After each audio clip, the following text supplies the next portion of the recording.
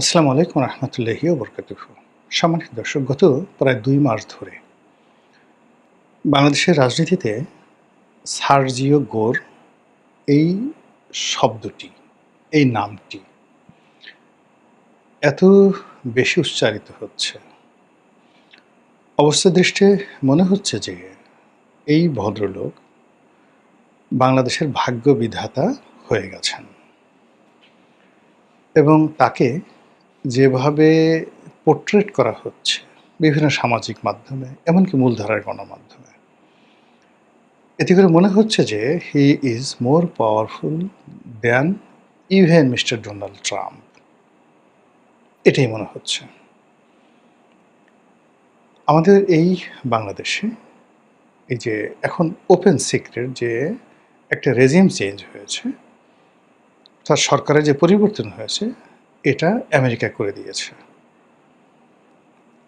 এবং একথা এখন সবাই বলছে যে গত ২ বছর ধরে যারাই মন্ত্রী হয়েছেন, এমপি হয়েছেন, তারপর রাষ্ট্র চালাচ্ছেন, তাদের মাথার উপর আমেরিকার হাত আছে। এখন আমেরিকার হাত সরাসরি কোনো ক্ষেত্রে আছে, ধরেন প্রধানমন্ত্রীর উপরে আছে, প্রধানমন্ত্রী মন্ত্রীকে বানিয়েছেন।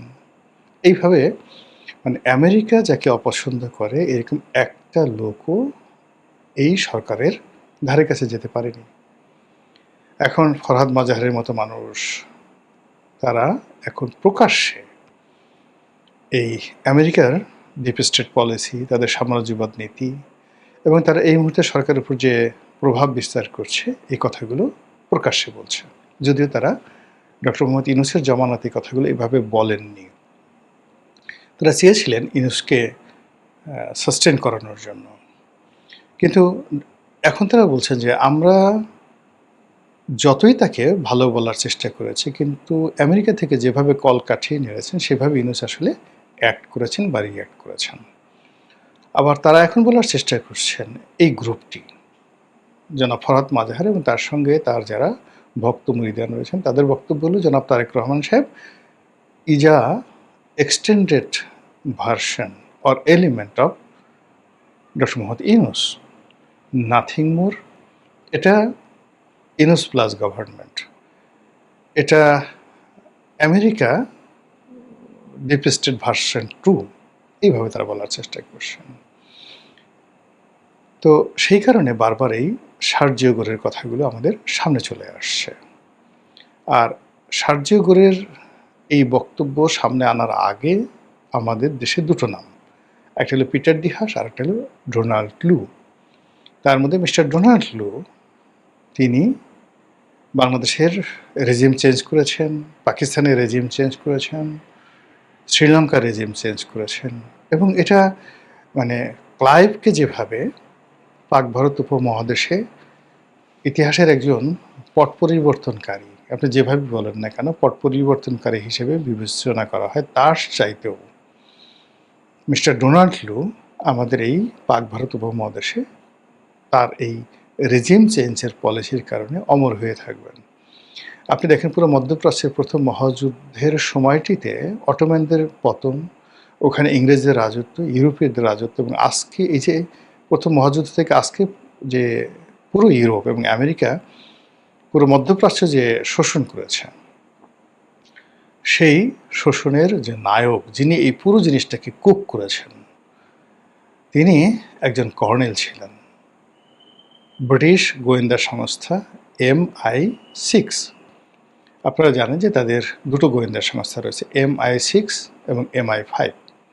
দেশের মধ্যে যে গোয়েন্দা সংস্থাগুলো চালায় জাস্ট NSI-এর মতো, সেটা হলো MI5। আর ঠিক CIA এবং রয়ের মতো দেশের বাইরে যে সকল অপারেশন চালায়, সেটা হলো MI6। তো এরকম MI6-এর একজন কর্নেল, তিনি একেবারে 10 বছর মরুভূমিতে গিয়ে মরুভূমির একেবারে রীতিমতো হুজুর হয়ে গেলেন, মুসলমানের মধ্যে মিশে গেলেন এবং এত ভালো আরবি জানতেন যে বেদুইনরা, বড় বড় বেদুইন গোত্র, মানে তাদের সাথে তাদের সম্পর্কটা হয়ে গেল। আরও ডিটেলস মানে এখানে তার দুটো, একটা হলো তার এই কাহিনী নিয়ে একটা খুব বিখ্যাত, মানে যাকে বলে ব্লকবাস্টার একটা সিনেমা হয়েছে, দ্য লরেন্স অফ অ্যারাবিয়া। সেটা দেখতে পারেন। আর তার কাহিনী বর্ণনা করে বিখ্যাত রোড টু মক্কা একটা বিখ্যাত বই আছে। এই বইতে আবুল আসাদ, যিনি লেখক, তিনি এই চমৎকারভাবে লরেন্স অফ অ্যারাবিয়ার কাহিনী বর্ণনা করেছেন। তো এই লরেন্স অফ অ্যারাবিয়াকে নিয়ে যেভাবে চলচ্চিত্র হয়েছে, আগামীতে দেখবেন যে এই ডোনাল্ড লুকে নিয়ে এরকম চলচ্চিত্র হবে। একটা তিনটা গভর্নমেন্টকে রীতিমতো ফেলে দিয়েছে। 4টা গভর্নমেন্টকে, পাকিস্তান, শ্রীলঙ্কা, নেপাল, বাংলাদেশ, 4টা দেশের রেজিম চেঞ্জ করে ফেলেছে একজন লোক, ডোনাল্ড লু। It's not a matter of joke. তো এই কারণে কি হলো যে ডোনাল্ড লু একজন উপমন্ত্রীর পদমর্যাদা সম্পন্ন ছিলেন এবং প্রেসিডেন্টের সঙ্গে তার কোনো রিলেশন ছিল না, অর্থাৎ মিস্টার জো বাইডেনের সঙ্গে তার ওইরকম কোনো রিলেশন ছিল না আদার দ্যান ফর্মাল রিলেশন। তিনি শুধুমাত্র দক্ষিণ পূর্ব এশিয়ার উপমন্ত্রী ছিলেন, বিশেষ দায়িত্বপ্রাপ্ত ছিলেন, ডিপ স্টেটের পলিসিটা বাস্তবায়ন করতেন এবং একটা ফান্ড তিনি পেয়েছিলেন। তো সেটা দিয়ে তিনি যদি এই কাজ করতে পারেন, তাহলে মিস্টার সার্জিও গোর, তিনি অ্যাজ এ হোল প্রথমত প্রেসিডেন্টের খুব ঘনিষ্ঠ, ডোনাল্ড ট্রাম্পের খুব ঘনিষ্ঠ, দ্বিতীয়ত বয়সে তরুণ, তৃতীয়ত হলো অত্যন্ত ধনাঢ্য, ব্যবসা বাণিজ্য করে এই অল্প বয়সে হাজার হাজার কোটি ডলারের মালিক হয়ে, হাজার হাজার কোটি টাকার মালিক হয়ে তিনি এই দক্ষিণ পূর্ব এশিয়ার বিশেষ দায়িত্বপ্রাপ্ত প্রতিনিধি রূপে আসছেন এবং তার দুটো উপাধি এখানে। তিনি ভারতে নিযুক্ত রাষ্ট্রদূত, সম্ভবত মন্ত্রীর পদমর্যাদায়, যেভাবে মনে করেন দীনেশ ত্রিবেদীকে দেওয়া হয়েছে। অর্থাৎ এখানে মন্ত্রী বলে ভুল হবে, একেবারে তাকে বলা হয় যে পুরো মার্কিন স্টেট ডিপার্টমেন্টে যদি একজন লোক থাকে যার সঙ্গে ডোনাল্ড ট্রাম্পের ওয়ান টু ওয়ান রিলেশন, টেলিফোনে কথা বলতে, তার সাথে দেখা করতে, কখনো তাকে কোনো প্রোটোকল মেনটেন করতে হয় না, তিনি মিস্টার সার্জিও গোর। তো সেই সার্জিও গোর প্রথম দায়িত্ব ভারতের রাষ্ট্রদূত, দ্বিতীয় দায়িত্ব হলো এই দক্ষিণ পূর্ব এশিয়ার দায়িত্ব। ফলে তাকে মনে করা হচ্ছে father of Donald Lu. Donald লুর সে father. Donald Lu regime change করে গেছে, কিন্তু চেঞ্জ করা রেজিমে আপনার সাম্রাজ্যবাদী নীতিগুলো প্রতিষ্ঠা করা, যেমন রবার্ট ক্লাইভ রেজিম চেঞ্জ করেছেন, কিন্তু এখানে মৌলুজ ভিত্তি তিনি করেছেন লর্ড ওয়ারেন হেস্টিংস। সেই লর্ড ওয়ারেন হেস্টিংস, যিনি কোম্পানির শাসনের একটা প্রথম গভর্নর জেনারেল, প্রথমে গভর্নর হয়ে আসছেন, তারপরে গভর্নর জেনারেল হয়ে আসছেন 2 দফা, লর্ড ওয়ারেন হেস্টিংস। তো সেই দিক থেকে যদি ডোনাল্ড ট্রাম্পকে আপনি ক্লাইভের সঙ্গে তুলনা করেন, তাহলে মিস্টার সার্জিও গোরকে আপনি তুলনা করতে পারেন ওয়ারেন হেস্টিংস, যিনি আমেরিকান যে পলিসি সেটাকে বাণিজ্যতে রূপ দেওয়া। আমেরিকান যে পলিসি, সেই পলিসি যেহেতু তার তাবেদারি সরকারগুলো এখন এই সকল দেশে আছে, ফলে এই সরকারের উপর আমেরিকার মিলিটারি পলিসি, সামরিক পলিসিগুলো চাপিয়ে দেওয়া। এখানে আমেরিকার যে কৌশলগত দিকগুলো রয়েছে, কৌশলগত দুটো দিক আছে। প্রথম দিক হলো যে স্থল কেন্দ্রিক, ভূতাত্ত্বিক, মানে ভূমি সংক্রান্ত যে তত্ত্ব এবং ওটাকে ভূরাজনৈতিক। আর একটা হলো ব্লু পলিটিক্স, মানে সমুদ্র জল, যেটাকে অনেকে মানে সেই ব্লু ইকোনমি বলে, সেই ব্লু ইকোনমির ক্ষেত্রে হলো ব্লু পলিটিক্স। তো জিও পলিটিক্স মানে ভূমি থেকে ভূমি, আর একটা হলো ব্লু পলিটিক্স। তো এখন ব্লু পলিটিক্স হলো এখানে ইন্দো প্যাসিফিক, তাদের যে কৌশলগত ইন্দো প্যাসিফিক যে তাদের প্রযুক্তি রয়েছে, অর্থাৎ প্রশান্ত মহাসাগর থেকে আটলান্টিক, প্রশান্ত মহাসাগর থেকে ভারত মহাসাগর হয়ে মালাক্কা, যাকে বলা হয় প্রণালী হয়ে, যেটা বে অফ বেঙ্গলে ঢুকেছে। এই পুরোটা হলো তাদের জন্য একটা রাজনীতি। এখন ভূ রাজনীতিতে তারা বাংলাদেশে একটা করিডোর চাচ্ছে, সেন্ট মার্টিনে তারা একটা ঘাঁটি করতে চাচ্ছে, মায়ানমারে তারা একটা খ্রিস্টান রাষ্ট্র করতে চাচ্ছে আন্ডার দ্য বার্মা অ্যাক্ট।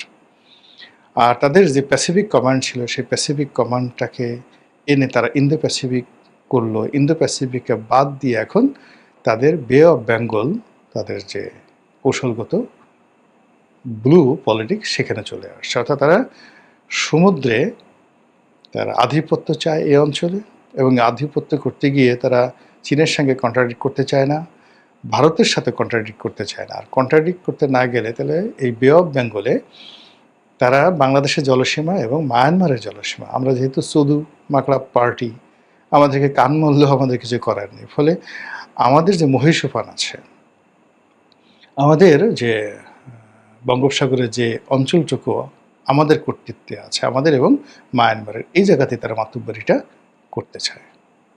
এবং এই পুরো কাজটা করার জন্য সর্বময় ক্ষমতা দিয়ে পাঠানো হয়েছে সার্জিও গোরকে। আপনি বুঝতে পারছেন ব্যাপারটা তার গুরুত্বপূর্ণ জায়গাতে। অর্থাৎ কাজ হয়ে গেছে।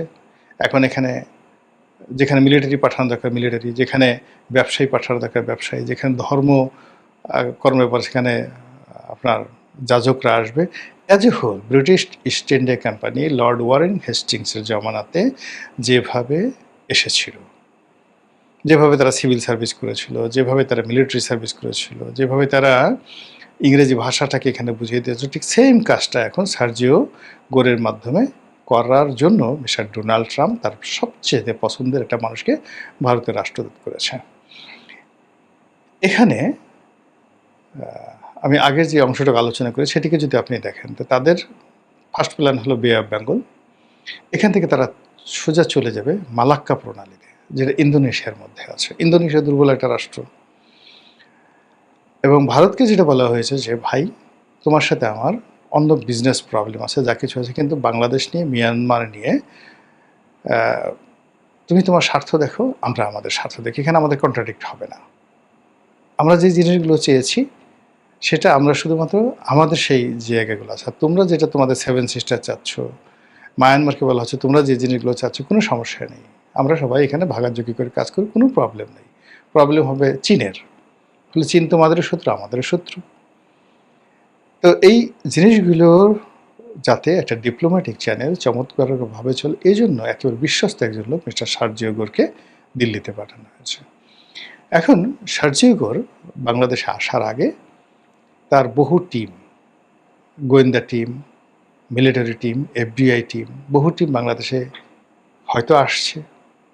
আমরা পেপারে দেখেছি বা মানে বিভিন্ন সামাজিক মাধ্যমে দেখেছি, একটা পাসপোর্ট সহ বলে দিয়েছে অমুক লোক এত তারিখে এয়ারপোর্ট থেকে এসে সার্জিগোর আসার আগে ওয়েস্ট ইন্ডিয়া উঠেছে, তার ডেজিগনেশন নেই। তারপরে সাবেক সিআইএর এত বড় কর্মকর্তা বাংলাদেশ তো দূরের কথা, ভারতও কখনো আসে না, সেই কর্মকর্তাও বাংলাদেশে এসে এখন পর্যন্ত আছে কিনা আমি জানি না। তো এরকম ঘটনাগুলো ঘটেছে। তো সেই সার্জিও গোর এসে তারপর প্রধানমন্ত্রীর সাথে দেখা করেছে, খলিলুর রহমান সাহেবের দেখা করেছে, কেউ কেউ বলে আওয়ামী লীগের নেতাদের সাথে, একজন নেতার সাথে দেখা করেছে, আরও অনেক বৈঠক হয়েছে, হয়তো গোপন বৈঠক হয়েছে সেই মার্কিন রাষ্ট্রদূতের বাসায়। এবং এখনও তাদের যে সিক্রেট সার্ভিস যেগুলো সামনে চলে আসছে, সেখানে তারা এমন অনেক কিছু করতে পারে যেগুলো আমরা কল্পনাও করতে পারি না।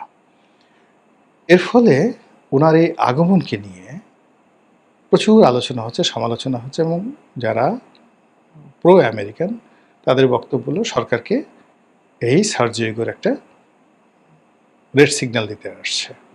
কেন চীনে গেলা, কেন এই জিনিসগুলো করছো না, কেন ওই জিনিসগুলো করছো না, কেন এটা দিচ্ছ না, কেন এটা করছো না, এই জিনিসগুলো মানে কি কি, সেটা মানবিক করিডোর হতে পারে, সেটা মিলিটারি করিডোর হতে পারে, নানা রকম কথাবার্তা হতে পারে। তো এটাকে আপনি বলতে পারেন যে এই যে হুট করে তিনি যে চলে আসলেন, এটা সার্জিও গোরের অনেকটা সার্জিক্যাল কূটনীতির মতো, মানে ঝড়ো গতিতে আপনার হলো সার্জিক্যাল যেটা অপারেশন করা হয়, এয়ারে স্ট্রাইক করা হয়, যে খুব দ্রুত সময়ের মধ্যে একটা দেশে মানে হতচকিত করে ফেলে, সে আউট অফ ইমাজিনেশন কল্পনাও করতে পারে না, কিন্তু শুধু বিমানের সাইরেনটা বাজে। তো সেক্ষেত্রে মিস্টার সার্জিও গোর যেভাবে আসছেন, যেভাবে কথা বলছেন, এত দ্রুততার সঙ্গে মনে হয়েছে যেটা একটা কূটনীতির ঝড়, একটা কূটনীতির সার্জিক্যাল অপারেশন। এখন সেই অপারেশন তো মিস্টার সার্জিও গোর করে গেলেন, আমরা সেটাকে কিভাবে হজম করব, কিভাবে মেনটেন করব, সেটি দেখার বিষয়। মহান আল্লাহ আমাদের সবাইকে হিদায়াত দান করুন এবং হেফাজত করুন। আসসালামু আলাইকুম রহমতুল্লাহি ওয়া বারাকাতুহু।